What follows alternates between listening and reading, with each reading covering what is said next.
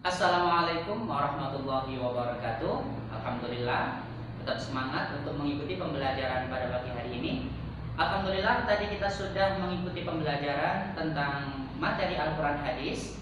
Dan saat ini kita kembali ke materi tema 7. Baiklah anak-anak, semoga semuanya sudah menyiapkan kitab tema 7 dan juga LK2G-nya. Karena hari ini kita akan masuk dalam pembelajaran 3 dan juga pembelajaran 4.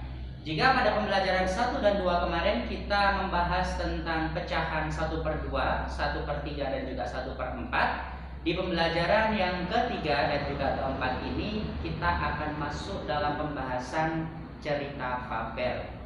Sekarang pertanyaannya adalah, apa itu fabel?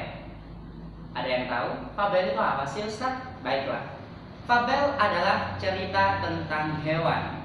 Jadi ketika kita pernah membaca cerita kancil, kemudian kisah tentang hewan-hewan lain, atau ketika kita sudah baca buku kakak kelas kita yang dulu kelas 2 bikin buku 80 dongeng hewan inspiratif, itu adalah cerita fabel. Karena cerita itu menceritakan tentang hewan dan fabel adalah cerita yang menceritakan tentang hewan. Baiklah, kita sudah mengetahui tentang apa itu fabel.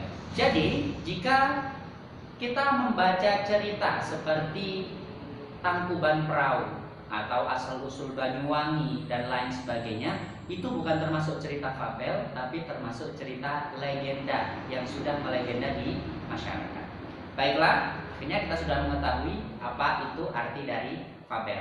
Jadi tidak usah bingung jika kalian ditanya apa itu fabel. Fabel adalah cerita tentang hewan. Oke, kita berlanjut ke materi yang selanjutnya. Kita akan mengenal tentang rumah ibadah. Ini sebenarnya kita sudah belajar di pertemuan-pertemuan sebelumnya, tapi Ustadz perlu untuk mengulang materi ini. Jadi agama di Indonesia yang diakui itu ada 6. Ada agama Islam, ada Kristen Katolik, ada Kristen Protestan, ada Buddha, ada Hindu, dan juga ada Konghucu. Masing-masing dari agama ini memiliki tempat ibadah masing-masing.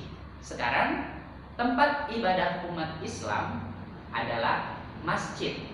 Bagaimana sih gambar masjid itu? Bentuk masjid itu bagaimana? Biasanya bentuk masjid seperti ini. Ini adalah masjid dan ini adalah tempat ibadah umat Islam seperti kita. Kemudian yang selanjutnya adalah tempat ibadah umat Kristen, baik Katolik maupun Protestan. Tempat ibadahnya namanya adalah gereja. Bagaimana bentuk gereja? Ini adalah bentuk gereja. Ada tanda salib biasanya di atasnya. Itu ciri-ciri dari bangunan gereja. Kemudian yang selanjutnya adalah umat Buddha dengan nama tempat ibadahnya adalah wihara. Bagaimana bentuk wihara? Ini dia bentuk wihara. Ini adalah bentuk gambar wihara tempat ibadah umat Buddha. Kemudian yang selanjutnya adalah agama Hindu dengan tempat ibadahnya adalah pura. Bagaimana bentuk pura? Ini adalah bentuk pura. Ini dia bentuk pura. Ini tempat ibadah umat Hindu. Biasanya bentuknya tersusun semakin ke atas. Ini adalah gambar pura.